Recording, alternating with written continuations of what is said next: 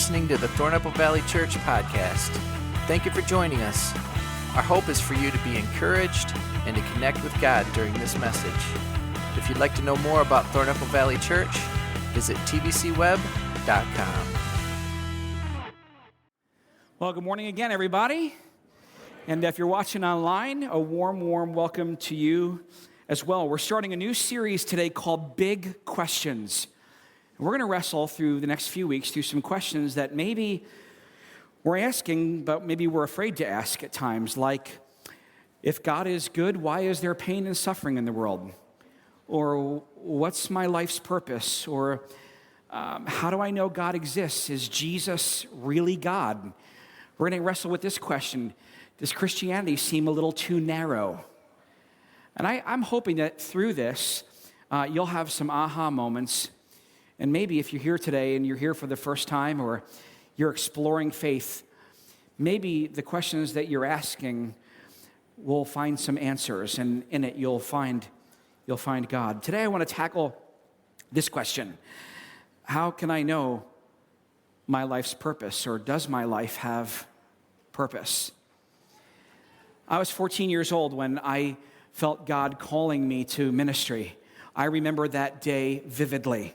I was sitting in church, and we had a missionary from Africa that had come over, and he was speaking, and he had read this verse out of an Old Testament book called Isaiah, and the verse said, "Who will go for me? Whom shall I send?" And Isaiah says, "Here am I, send me." And I'll never forget him saying, and I know that God's calling some of you to go and to bring the life-changing message of Jesus to the world. And something in me was stirring. I mean, it was almost physical. And he gave this invitation to come forward. And I think before he was done, I had made my way to the front. I always went back to that day and remembered that day, because sometimes ministry can be hard. In fact, sometimes I think pastoring a church would be perfect if there were no people. And right? Because it can be challenging at times. Well, I found myself in 2003, about a week away from our wedding, getting married to my wife, Jill. And my pastor called me and he said, "I have to have a conversation with you before your wedding. It's important." Now, I was like, great, how's this going to go? So, of course, he calls me and he said, "I just want to let you know that when you come back from your honeymoon, Deb and I will have already moved on. God is calling us elsewhere." And he had been a friend of our family for years, a mentor to me, and I remember going, whoa. So, of course, we go on our honeymoon, and we come back, and there had been a gentleman that was sort of hanging out in the seats at our church and got to know different people, and he preached at one point, but everybody just really kind of fell in love with him, and then eventually he became the lead pastor of the church, and he was profoundly difficult to work for. I'm not giving you the name of the church so that you don't trace it back. He's not there anymore. As a matter of fact, over 10 years later, it came to find out that over 15 staff members had left because of the pain that he had inflicted. I was the first. Sometimes when you're the first, you tend to think maybe it was my fault, right? I mean, it rocks you, doesn't it? And I'm giving you more of the story than I did in the last service. But anyway, it was hard and it was difficult. And I remember going home and saying to my wife, my new wife, "I don't think I can do this. I love God and I love people, but I don't think I can do this anymore. I don't even know if I want to work for a church anymore." And there were mornings, just to be very transparent with you, I would weep at having to get in my car and go to that office. It was hard. So, first of all, I learned not all churches are created equally and not all pastors are created equally. So just one more time, I hope those of you who have been here for a while, thank God every day for 41 years of ministry with Pastor Jeff, because he is an incredible man of God. I'd have to just say that to you. So I'm in my office one day, and I said, "Lord, I'm finished. I'm finished working for the church. I don't want to do this anymore." And my undergrad degree was a double major in music and Bible. So I called the head of the music department of the small college I went to, Nyack College in New York, and I talked to the head of the department. I said, would you help me get my New Jersey state certification to teach music? I think I want to go back and teach high school music. I'll help a church or I'll serve. I just don't want to receive a paycheck from one. And I began to continue praying about this, and we got the ball rolling, and I was filling out paperwork, and I remember praying a dangerous prayer. I said, Lord, if you want me to stay in ministry, you're going to have to give me like a burning bush moment. Like, I need you to make it really obvious, because I'm going to look for every reason not to do this. So I'm in my office one day, and I'm praying, and I'm a pretty relational guy. I love people. That's how God's wired me. And so I'll stay in touch with people and call people, and I thought about the pastor that I had worked with 10 years earlier when I was doing an internship at a little Lutheran church in a place called Suffern, New York. I was a second-year college student, helping them get a contemporary worship service started with a band and whatnot like that. And I spent a year with this young Lutheran pastor that was on fire for God. I mean, his passion was unbelievable. And it was a great experience. Well, now here we are, and we're now 10 years later, and I don't know where he's at. He doesn't know where I'm at, and I've graduated. I'm now pastoring the second church that I'm at. I said, I'm just going to reach out to him and say hello. I just want to see how he's doing. So I Google, I find out where he's at, and I call his church, and his secretary came on, and she could tell I was just feeling distraught, and I said, I'd really like to talk to Kurt if I could. Just tell him it's a friend of his from New Jersey. Well, she comes back on and she says, he didn't know anybody from New Jersey. Who are you? What are you selling? And I said, oh, that's right. He would have known me from New York. Well, then she comes on again. She says, sir, he's really busy. Like, I could hear that you want to talk to me. I said, would you just tell him that it's Dan from Nyack College? Now, I'm going to tell you the rest of the story without embellishing it in any way. Pastors can do that sometimes. So this is straight up how it happened. I hear this. Dan? I go, hey, how you doing? He goes, oh my God. I go, nice to see you too. I said, he goes, Dan, where are you? I said, I'm in my office. He goes, I know, where? I said, I'm in New Jersey. He said, what are you doing? I said, well, I'm doing creative arts and worship for a church. He goes, Dan, I don't know how to tell you this. He said, but my secretary knocked on the door. We were having staff meeting, and she said, someone's on the phone, and they sound distraught, like they need to talk to you. He said, Dan, 10 minutes ago in our staff meeting, I said to our staff, our worship arts ministry is here, and it needs to go here. I know the guy that can do it, but I haven't heard from him in 10 years. I don't even know where he is. And I called 10 minutes later.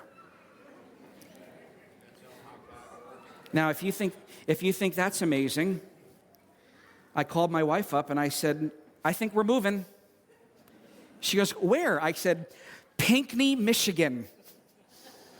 And we're going to be Lutherans. She said, you're going to stay in ministry? I said, I think I had my burning bush moment.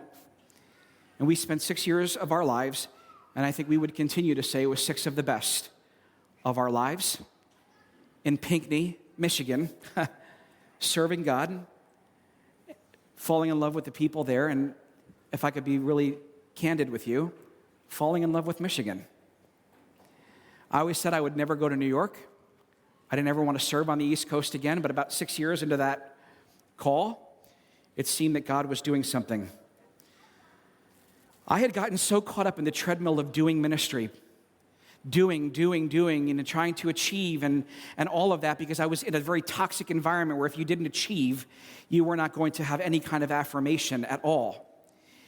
And it hurt me because I began to equate my walk with God as something I had to earn. And if I did well, and if I said the right thing, and all of that, and we can do that if we're not careful. And then one day, a friend of mine came up to me, handed me a book by an author named Henry Nouwen. And the book was called The Life of the Beloved. And I got to a paragraph in that book and a sentence that I didn't realize would change my life forever. And it was this: if you never did anything again, God would love you just the same. He simply wants you to know that you're the apple of his eye, his beloved, and he takes delight in you. If you never did anything again, he would love you just the same. He simply wants you to know, every one of you sitting in the room and watching online, you are the apple of his eye. You're his beloved, and he takes delight in you. So here I am 6 years into this time in Michigan, and we do not want to go. But something was stirring, and Jill and I began to pray, and a friend that we knew in New York had reached out and said, there's this church in Malvern, New York that's looking for a pastor. Would you ever consider it? And at first I wasn't sure I would consider that, and I said, Lord, I kind of said I would never go back to New York. Now, by the way, we ended up going to New York. Now I just say, Lord, in the middle of Hastings in the dead of winter, I will never serve you in the Caribbean. It's not going to happen. So, do you know that when we were over in Pinckney, Michigan, I'd go fishing with a friend that was on our board. And he would tell me about the things he was learning about leadership. He was on the tail end. He was getting ready to retire. He was the director of sales at a little company called Hastings Manufacturing. When conversations began to start with TVC, I called another mentor who lives over in Howell, Michigan. And I said, hey, Ray, I'm talking with this church and we're praying about it. I need you to pray too. He says, I don't know if I ever told you this, but when I graduated from Michigan State, I moved to Hastings. And there was a radio station in Hastings at one time. And he said, I was a DJ for that radio station. And I did my student teaching in this small town you've probably never heard of called Delton. And my roommate at the time came from a little town called Middleville. I'm like, what? You gotta be kidding me. And here we are. And I learned a lesson about your life and about mine. Yeah. I have to tell you, I'm humbled by this whole thing. I just want to say that to you. I'm humbled by the whole thing. I'm humbled that I get the privilege of following somebody like Pastor Jeff. You just have to know that. I wake up and go, wow, and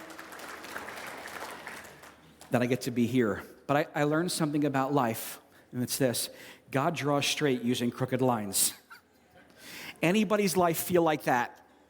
It's felt like this, right? And you're like, God, what are you doing? See, a lot of us don't spend a lot of time thinking about our purpose until we're not sure of it, or until something knocks us off what's familiar and what's predictable. And then when we do think about it, it can be troubling, especially if we're not sure what our purpose is, if we're even living in that. And on the other hand, even for those of us who believe that our lives are headed somewhere, who believe there's ultimate meaning, sometimes finding answers to life's simple questions can be difficult. Things like, who should I spend my time with? Where should I work? How should I spend my money?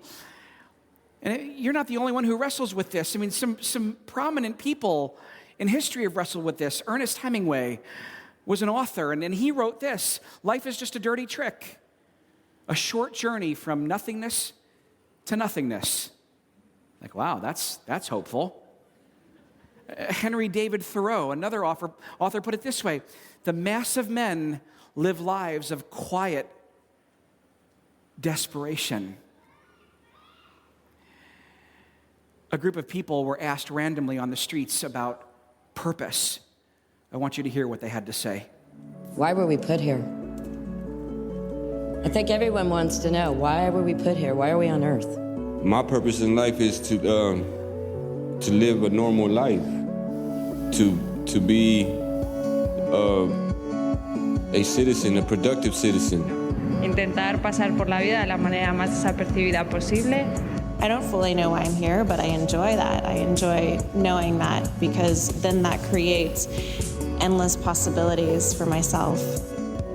I would like to make a difference, even if it's only in one life. I'd prefer to do more. Because I think the meaning of life, in my opinion, is to find something that you're passionate about and use that passion to make the world around you a better place.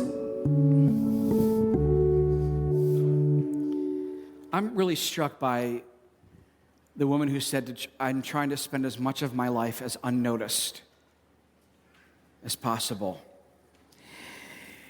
In the Bible, in the Old Testament, that's the first half, pre-Jesus coming on the scene, we come across a book written by a guy by the name of Solomon.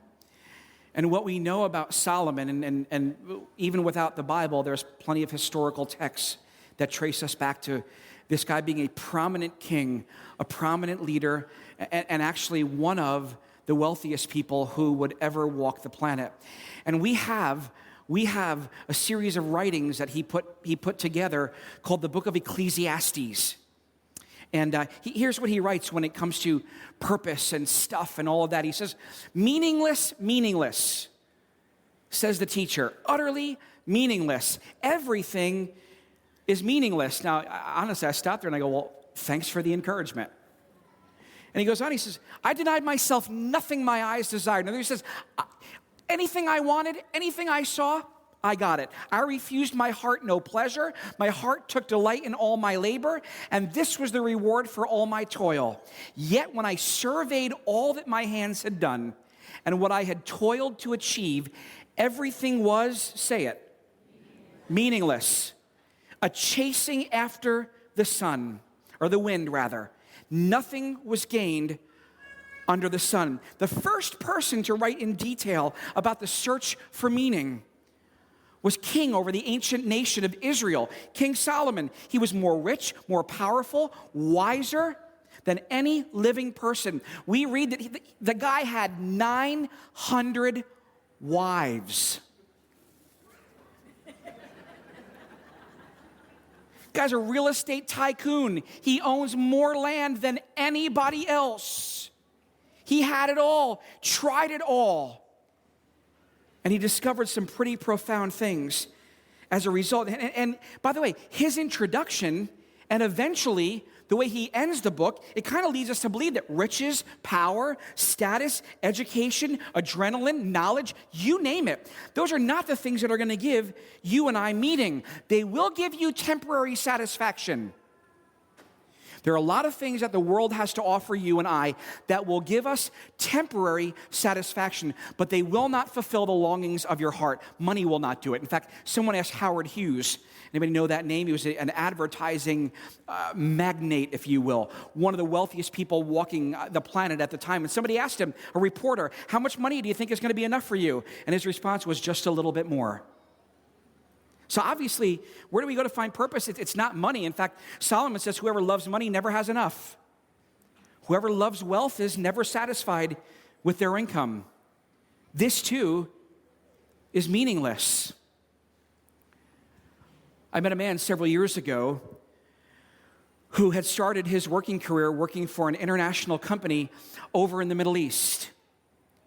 He was running that division of a worldwide company. He was extremely successful doing it. And meanwhile, over here on the U.S. side, the company wasn't doing so well. And so they called him in, the powers that be called him in and said, would you come over here to the U.S. and see if you can turn the U.S. division of the company around? And sure enough, he did. And not only did he turn it around, he made it one of the most successful, influential companies in their lane, if you will, that's ever existed. I won't tell you the name because I don't want you to trace it back. But you come across this guy's, the company that he led, I guarantee it, every single day. He turned the company around, and it was estimated that over time, he amassed a self-worth of over $500 million. As he was sitting with me telling me this story, he says, but I want to tell you something. I remember the day that my wife came home from the doctor and said, things are not good. And I remember being by her side when she took her last breath. He said, Dan, there were many, many nights that I would stay at work as late as I possibly could. And I would leave my office on the top floor in Manhattan, New York. And I would go downstairs, and I would walk the streets of Manhattan all hours of the night because I didn't want to go home. Something in my life was missing. And one day I met someone who introduced me to God. And everything changed. And shortly thereafter, I met a woman who loves Jesus. He said, I'm retired now, but we've committed our lives to serving the world and helping people ask the questions about God that they're afraid to ask. And he's being used by God mightily. He said, it's funny, I always believed that God existed. It just hadn't impacted my life. And boy, I've sort of wrestled with thinking about that. It's easy to believe God exists. It's harder to live as if he exists. See, if you're looking for purpose, it's not enough to simply say, well, I believe in God. Do you live your life in a way that demonstrates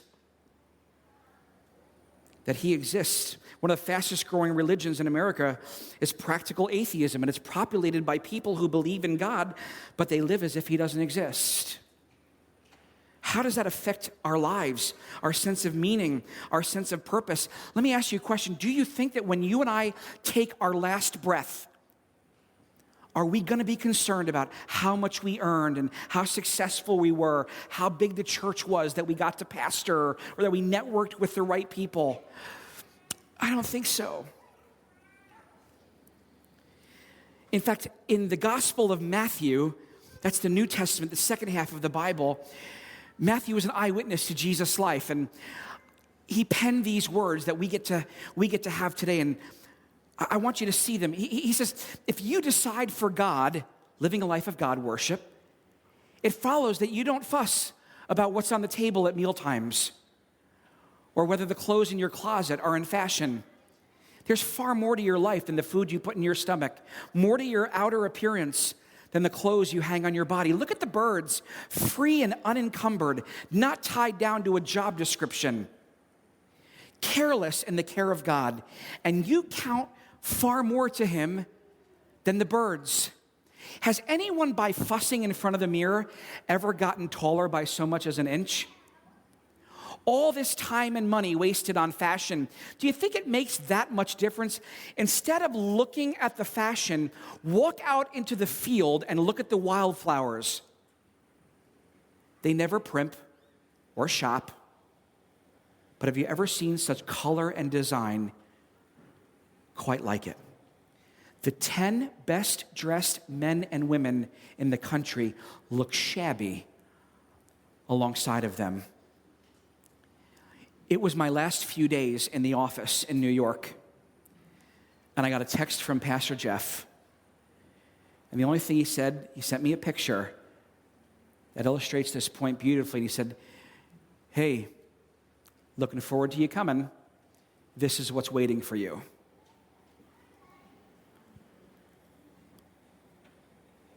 Who paints a sky like that? That's the view for me now out my office window.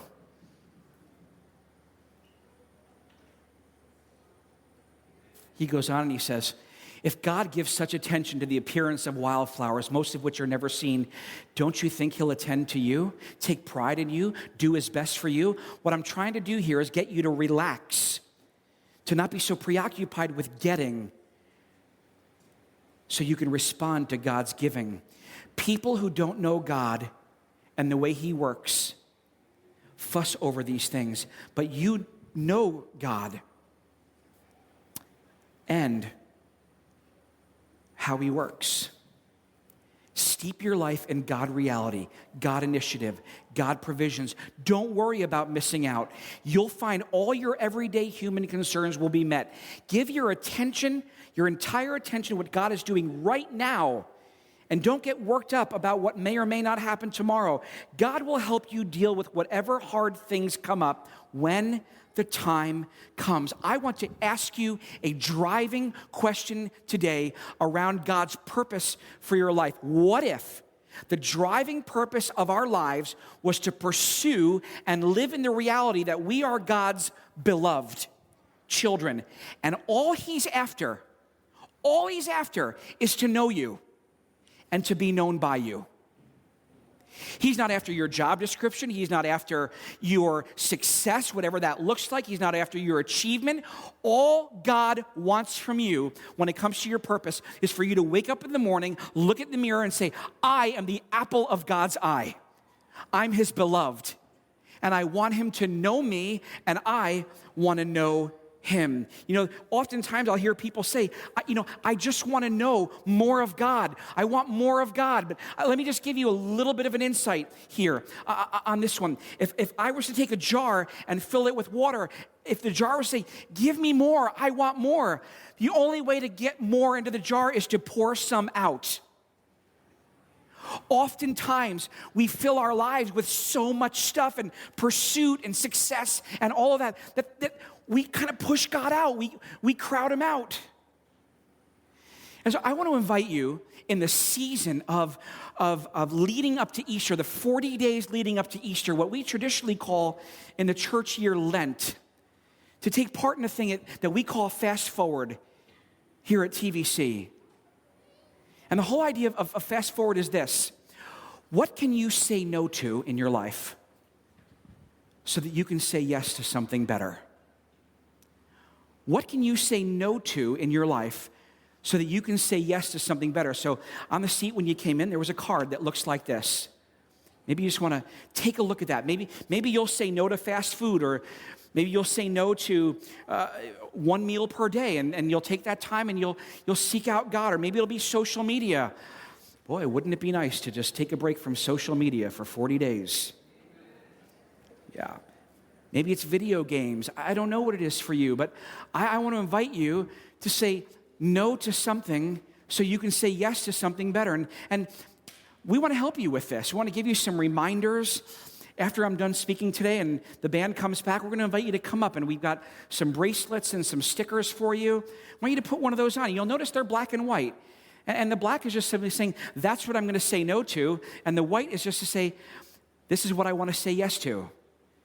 And it's just a little reminder for you to do that. We'd love to send you some text to encourage you after we get started. TVC Kids and our Fusion ministry is going to be taking part in that as well. If you're watching online, your hosts are going to talk to you for a minute or so about it. We'll get you one of these bracelets so that you can follow along as well. And you can text Fast Forward to 77948, and we'll make sure that we get you those encouraging texts.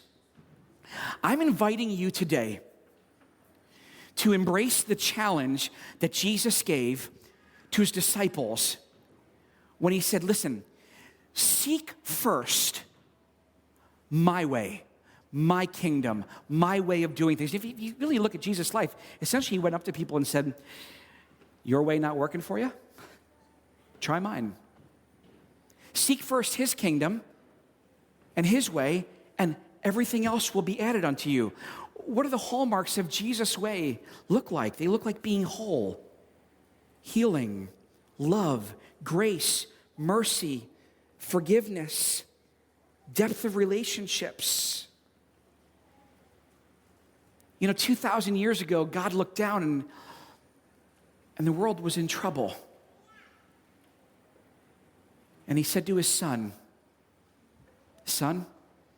we've got to do something. I need you to go down there, and I need you to make this right. But son, it's not going to be easy. You're going to suffer, and you're going to lay down your life for them. But listen, on the third day, I'm going to raise you back to life.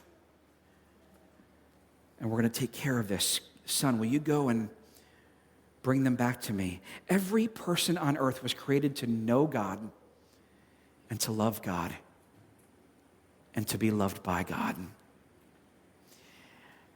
Life is meaningless without God, but God gives everything meaning. The situations of life that seem hard and isolated will be used by God for something greater than you. When I look back in hindsight of all the things I had to go through and that I had to walk through, they've shaped me into who I am today and ultimately paved the way for this moment at this time. And I'm grateful for that. See, how you live your life will determine the legacy that you live and you leave. And it'll be a reflection of how you live out God's purposes for you. See, here's what it all comes down to. Knowing who you are and whose you are changes everything. You are sons and daughters of God. And He takes delight in you. And He calls you His beloved. And He knows your past. He's aware of it. It hasn't knocked Him off the throne. It hasn't made him love you any less. And He knows your present. And He knows what some of you are walking through and the challenges that you're walking through. But nothing is going to change the fact that He calls you His sons and daughters. He calls you His beloved. My son, Nathan, said to me one day, he came running and he said, "Dad, Nicholas called me a brat." That's his brother. And I said, "Well, what do you think, Nathan?" Never forget it. He said, "I want to know what you think, Dad." I said, "Well, sometimes you are..." No, I didn't say that. I said, "Nathan, I love you with all my heart. There's nothing that will ever change that. I think you are a wonderful little boy." He went, "Okay, that's good enough for me." Notice he didn't say, "Dad, what do you want me to do? What do I need to do to make sure you still love me? What do I need to earn? What do I need to achieve? What boxes do I need to check off?" Can I just say to you, your purpose will not be found in doing. It will be found in being. Being. I tuck my kids into bed as many nights of the week as I can, and I always lean down and I say, "I love being your dad." And my sons will say, "I love being your son." Your Father in heaven today is inviting every one of you here and watching online to find your purpose simply in being called His sons and His daughters. Herein, you will discover your purpose. I'd like you to bow your heads with me, and I really believe that there are some of you here today, and you've got to get off the treadmill, the frenetic, crazy pace of life, and slow down long enough to hear the still small voice of God whisper in your ear, "I love you always. You are my son. You are my daughter. And I hold you in the palm of my hand forever." Some of you today simply need to, in the quietness of this moment, say, "God, I'm putting my life in your hands. Every part of me, and as much as I know how, I'm laying it down, and I'm putting my life in your hands." Some of you today, you made that decision a long time ago, but you found yourself caught up in the doing and the achieving and the running and the rat race, and God's been whispering in your ear, "Slow down. Slow down." Some of you just simply need to say, "God, I'm coming back to you today. Refresh and renew me." And for everybody, God, who is here today, show us that one thing that we can say no to. so that we can say yes to something better. And for all of it, we'll say thank you. In Jesus' name, amen. Thank you for listening to the Thornapple Valley Church podcast. If you found this message encouraging, we invite you to share it. For more information, visit tvcweb.com.